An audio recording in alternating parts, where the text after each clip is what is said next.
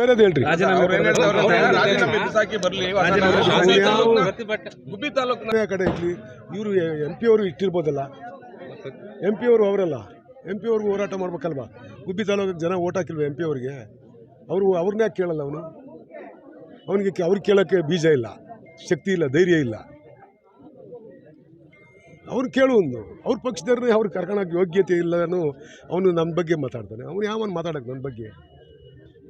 ಅವನು ಏನಾಯ್ತೋ ಹೋರಾಟ ಮಾಡ್ತಾನೆ, ಮಾಡಲಿ, ಹೋರಾಟ ಮಾಡ್ಕೊಳ್ಳಿ, ಜನಕ್ಕೆ ಅನುಕೂಲ ಆಗೋ ರೀತಿಯಲ್ಲಿ ಹೋರಾಟ ಮಾಡ್ಕೊಳ್ಳಿ. ಅದನ್ನು ಬಿಟ್ಟು ಬೇರೆಯವ್ರ ಬಗ್ಗೆ ಯಾಕೆ ಮಾತಾಡಬೇಕು?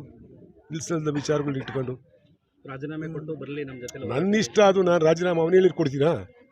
ಅವನು ಯಾರು ನನಗೆ ಹೇಳಕ್ಕೆ? ಅವನಿಗೆ ನಾನು ಓಟ್ ಹಾಕಿವನ?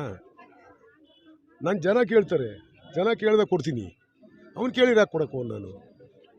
ಅವನೇ ನನ್ನ ರಾಜೀನಾಮೆ ಕೇಳಕ್ಕೆ. ಅವ್ರು ಕೊಟ್ಟು ನಿಟ್ಟೂರಲ್ಲಿ 50 ಲಕ್ಷ, ಕ್ಯಾಟೂರು 50 ಲಕ್ಷ, ಪತ್ಯಪಂಪಾಳ್ಯ 50 ಲಕ್ಷ, ಮತ್ತು ಚೋಳೂರ ಹತ್ರ ಅರವೇಸಂದ್ರ 50 ಲಕ್ಷ,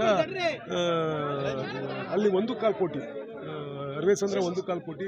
ಫಸ್ಟ್ ಇವೆಲ್ಲವನ್ನು ಕೂಡ ಊರೊಳಗೆ ಕಾಂಕ್ರೀಟ್ ಆಗ್ತಕ್ಕಂಥದ್ದಕ್ಕೆ ಇವತ್ತು ಪೂಜೆ ಮಾಡ್ತಾಯಿದ್ದೀವಿ. ಅವೆಲ್ಲ ಊರಲ್ಲಿ ಕಾಂಕ್ರೀಟ್ ಆಗ್ತಕ್ಕಂಥದ್ದು ಮಾಡ್ತೀವಿ. ಮತ್ತು ನಿಟ್ಟೂರಲ್ಲಿ ಎಷ್ಟು ಬ್ಯಾಲೆನ್ಸ್ ಇನ್ನೂ ಉಳಿದಿದೆ ಅದನ್ನೆಲ್ಲ ಇಂಜಿನಿಯರ್ ನೋಡ್ಕೊಂಬರೋಕೆ ಹೇಳಿದ್ದೀನಿ.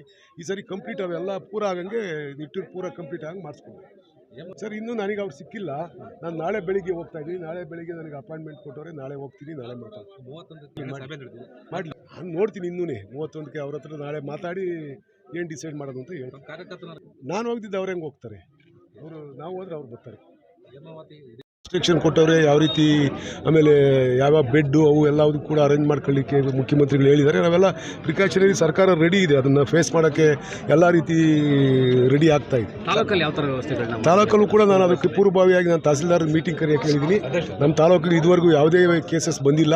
ಅದರಿಂದ ನಾವು ಪೂರ್ವಭಾವಿಯಾಗಿ ತಹಸೀಲ್ದಾರ್ ಮೀಟಿಂಗ್ ಕರೆದ್ಬಿಟ್ಟು ಅದ್ರ ಬಗ್ಗೆ ಕ್ರಮ ವಹಿಸೋಕ್ಕೆ, ಮುಂಜಾಗ್ರತೆ ತಗೊಳ್ಳೋಕ್ಕೆ ಎಲ್ಲ ಹೇಳಿದ್ದೀನಿ. ಬರಲ್ಲ 2 ಸಾರಿಗೆ ನಮಗೆ ನಾವು ನಿರೀಕ್ಷಣೆ ಮಾಡಿರಲ್ಲ, ಆ ಥರ ಕೋವಿಡ್ ಬಂತು. ಈ ಸಾರಿ ಹೆಂಗಾಗುತ್ತೆ ಅಂತ ಹೇಳಕ್ಕೆ ಬರಲ್ಲ. ಸುಮಾರು ಕೇಸ್ಗಳು ಬೆಂಗಳೂರಲ್ಲಿ ಆಗಿದ್ದಾವೆ. ಸರ್ಕಾರ ಅದ್ರ ಬಗ್ಗೆ ಮುನ್ನೆಚ್ಚರಿಕೆ ತಗೊಳ್ತಾ ಇದೆ. ಸರ್ಕಾರ ಕ್ರಮ ಕೈಗೊಳ್ಳುತ್ತೆ.